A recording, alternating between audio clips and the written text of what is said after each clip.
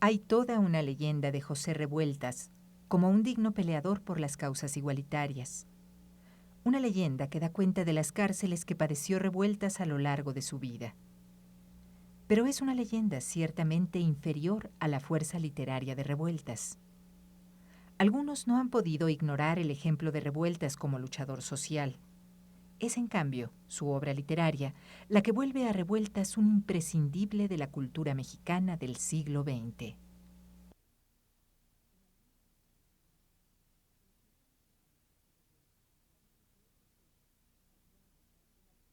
En algún momento de su vida, el escritor mexicano José Revueltas declaró que su obra toda podía agruparse bajo el mismo título de una de sus novelas más logradas, Los días terrenales. Prácticamente toda la obra de Revueltas se dedica al registro de esos días al ras de la condición humana, sin detenerse en demasiadas esperanzas, y sin embargo, llevado también por un fervor terrenal que llegó a lindar con lo religioso, la convicción de que el hombre no tenía remedio y que precisamente por eso era redimible. Revueltas logró esta redención en la literatura, y no tristemente en una pasión que le daría menos refugio y certezas que intemperie y humillaciones, la política y la lucha revolucionarias. José Revueltas nace en la ciudad de Durango el 20 de noviembre del año 1914.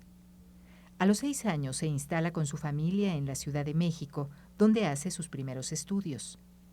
Desde muy joven participa en movimientos sociales y en 1929 sufre cárcel por primera vez. En 1930 ingresa al Partido Comunista Mexicano y continúa el activismo. 4 años más tarde organiza una huelga de campesinos en el estado de Nuevo León. Es detenido y deportado al penal de las Islas Marías, donde permanece 10 meses. Liberado, inicia una larga historia de ingresos y expulsiones del Partido Comunista Mexicano y otras agrupaciones revolucionarias. Su primera expulsión del Partido Comunista fue en el año de 1940. En 1963 sufre su última expulsión de la Liga Leninista Espartaco. La última cárcel padecida por José Revueltas estuvo ligada a su participación en el movimiento estudiantil de 1968. Fue preso en Lecumberri de noviembre de 1968 a mayo de 1971. La salud de Revueltas comenzó a quebrantarse por diversas crisis diabéticas. En los últimos años de su vida, Revueltas es internado varias veces en el Hospital de Nutrición. En 1976, Revueltas asiste al traslado de su hermano, el gran músico Silvestre Revueltas, muerto 36 años atrás, a la Rotonda de los Hombres Ilustres.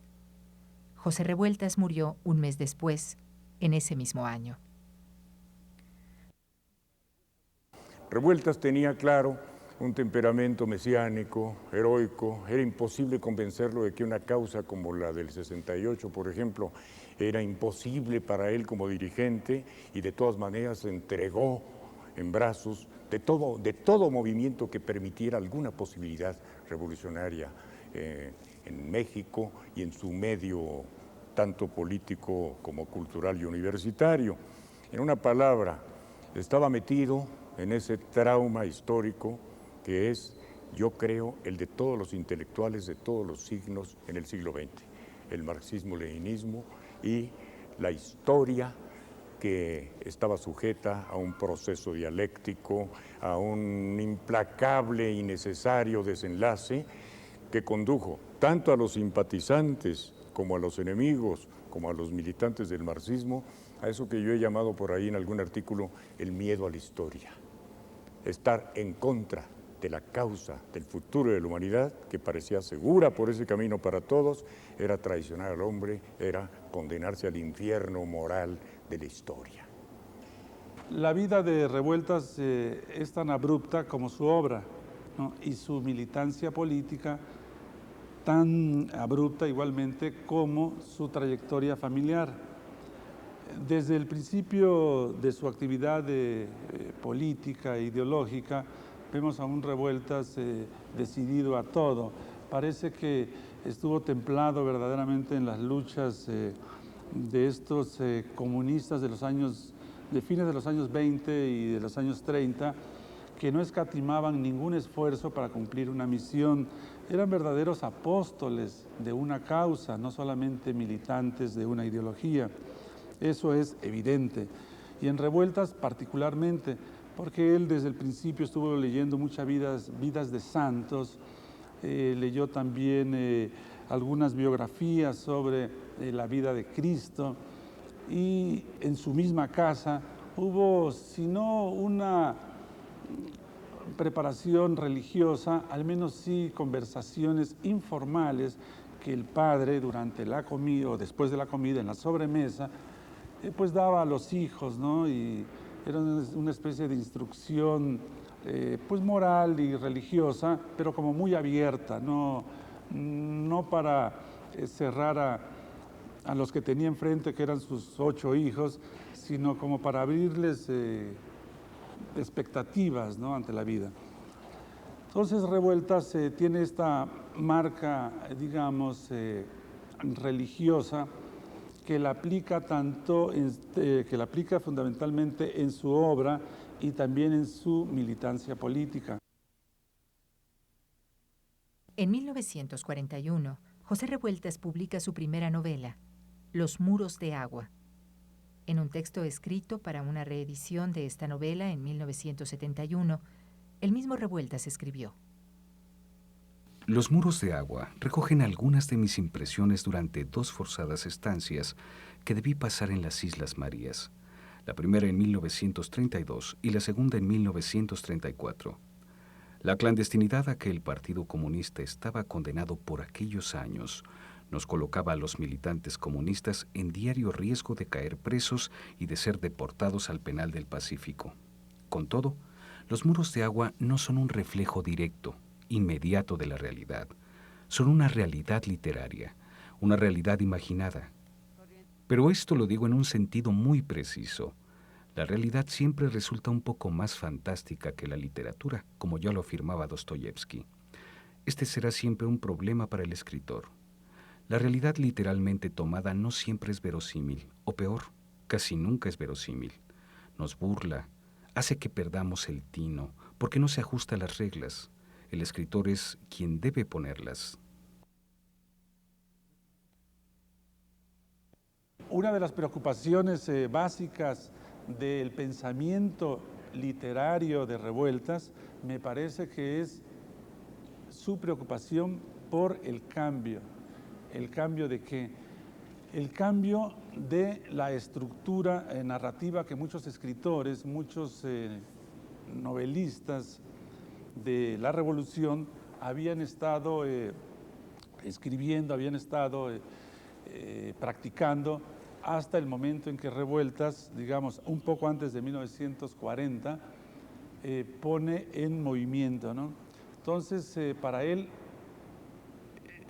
el cambio representa una especie de visión de la realidad, una especie de actitud también frente a la vida, en donde no va a escribir él un solo cuento, no va a escribir una novela y tal vez tampoco uno de sus brillantes y excepcionales reportajes que luego, de los cuales luego hablaremos, sin esta idea fundamental, ¿no?, de la innovación. Él quiere renovar la literatura mexicana, sobre todo la narrativa, como la encuentra hasta ese momento. Él descubre que es necesario inyectarle una fuerte dosis, digamos, de técnica a la narrativa mexicana.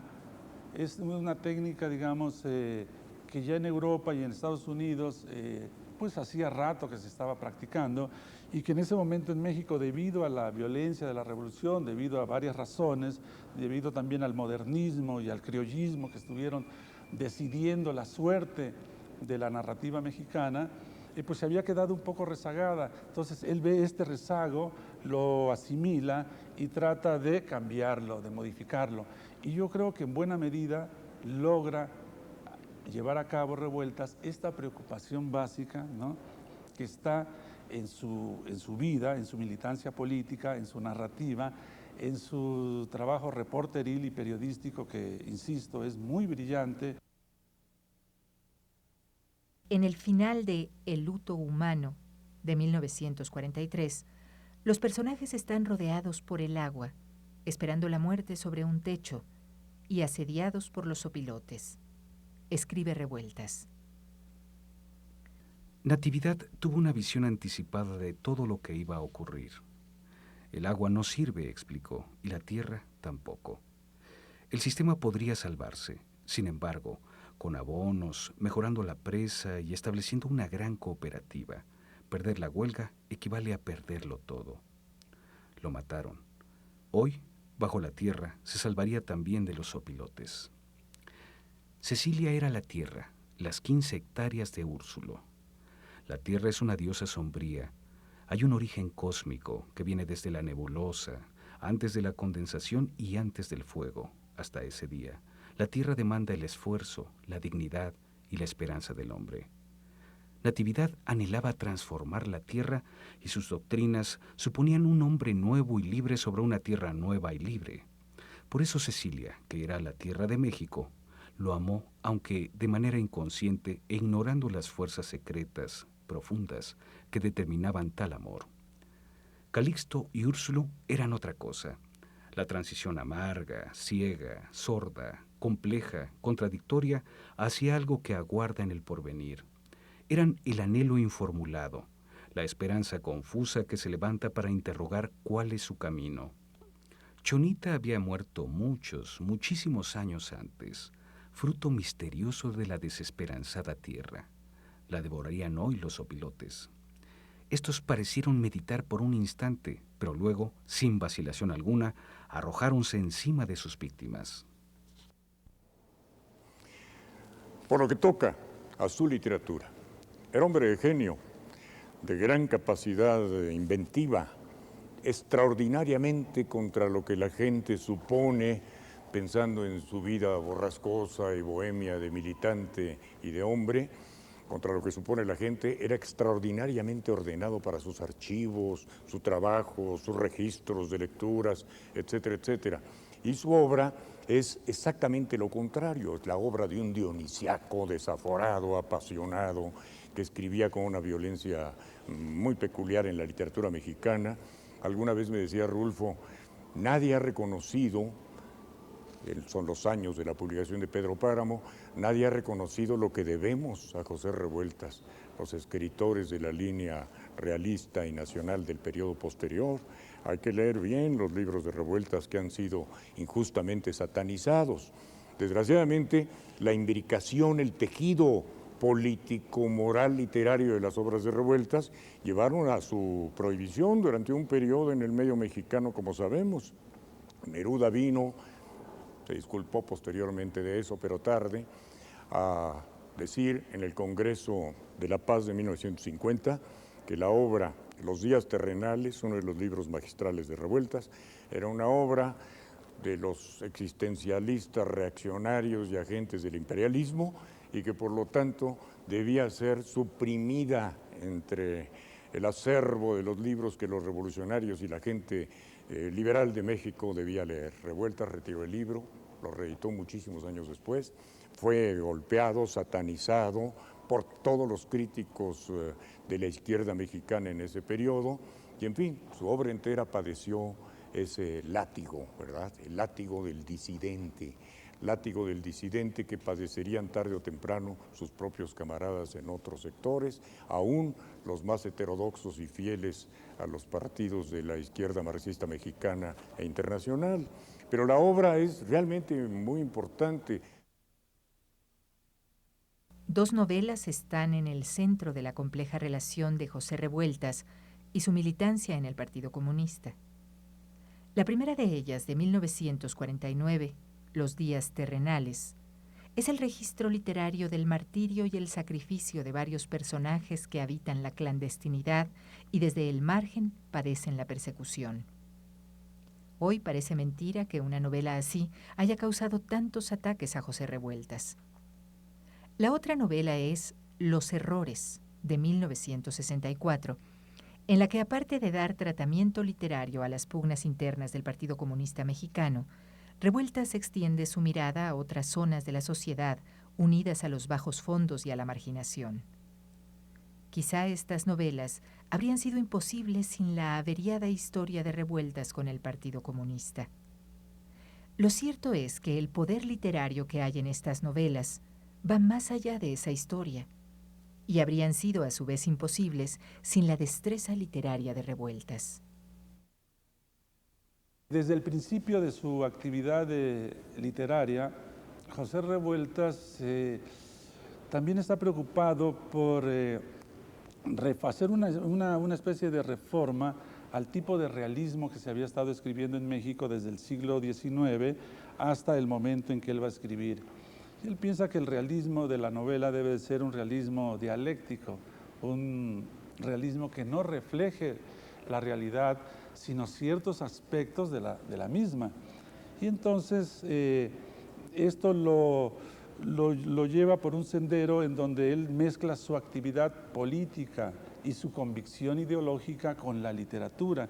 Y yo creo que este es uno de los mayores problemas que se le presentaron al escritor Revueltas. ¿Qué hacer con la carga ideológica que él trae y en la cual ha estado él inmerso desde los 12 o 13 años de edad, porque en su casa escuchaba a su hermano Silvestre, que era 14 años mayor que él, ¿no?, hablar de las grandes ideas socialistas, ¿no?, y comunistas que iban a transformar al mundo y que iban a entregar al mundo también un hombre totalmente nuevo. Entonces, él se forma no solamente en la calle, como ya hemos dicho, y en la Merced, y en la colonia Roma, y en la colonia de los Doctores, sino sobre todo en la casa, y en la casa con su hermano mayor, con su guía, con una especie de padre que tiene allí, al que él no solamente admira, sino también quiere muchísimo, y casi podríamos decir que idolatra, que es la figura de Silvestre Revueltas. Entonces, con esta trayectoria ideológica, Revueltas se enfrenta al problema de qué va a escribir él, qué tipo de realismo, qué tipo de novela va a escribir si no tiene una carga ideológica.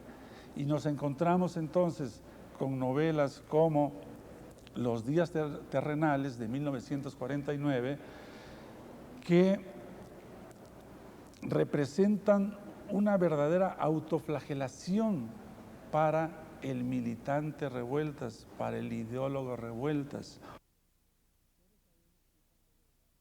De Los días terrenales, recordamos alguno de sus fragmentos más vigorosos. Resistir la verdad, pensó Gregorio, es el planteamiento justo de la cuestión, porque la verdad es el sufrimiento de la verdad, la comprobación no tanto de si esa verdad es verdadera, cuanto si uno es capaz de llevarla a cuestas y consumar su vida conforme a lo que ella exige. Construía en su imaginación el atormentado y torturante mundo de los hombres, y a medida en que aquello cobraba consistencia y límites dentro de su espíritu, se iba sintiendo más y más conturbado, pero en cierto sentido con placidez, con algo semejante a un gozoso sufrimiento y también con ciertos deseos confusos, ciertas nostalgias y una especie de necesidad dolorosa de que se le protegiera y se le amara como a un niño sin amparo. Soportar la verdad se le ocurrió de pronto, pero también la carencia de cualquier verdad. En esos momentos el ruido de la cerradura en la puerta de hierro lo hizo volverse. La puerta se abrió con estrépito y una ráfaga de luz hirió el interior de la celda. Ahí estaban otra vez los verdugos.